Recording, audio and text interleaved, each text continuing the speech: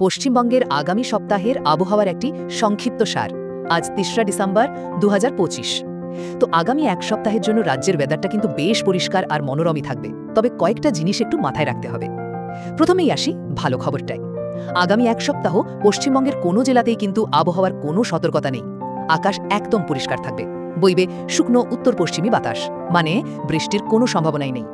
দ্বিতীয়ত, কুয়াশা, বিশেষ করে ভোরবেলার দিকে উত্তরবঙ্গের সমতল আর দক্ষিণবঙ্গের গ্রাম বা নদীর ধারের এলাকাগুলোতে হালকা থেকে মাঝারি কুয়াশা দেখতে পাওয়া যেতে পারে। কিছু জায়গায় দৃশ্যমানতা হয়তো কমে ২০০ থেকে ৫০০ মিটারে চলে আসতে পারে। তাই সকালে যারা যাতায়াত করবেন একটু সাবধানে থাকবেন। আর সবশেষে তাপমাত্রা। দেখুন, উত্তরবঙ্গে তাপমাত্রা মোটামুটি একই রকম থাকবে, কিন্তু দক্ষিণবঙ্গের ক্ষেত্রে আগামী দুদিনের রাতের তাপমাত্রাটা ২ থেকে ৩ ডিগ্রি সেলসিয়াস পর্যন্ত নেমে যেতে পারে, যার ফলে শীতের আমেজটা কিন্তু আরও বেশ ভালোই বাড়বে। সুতরাং মোট কথা হলো, একটা রোদ ঝলমলে আর শুষ্ক সপ্তাহের জন্য তৈরি থাকুন, শুধু সকালের কুয়াশা আর রাতের বাড়তি ঠান্ডার কথা মাথায় রেখে।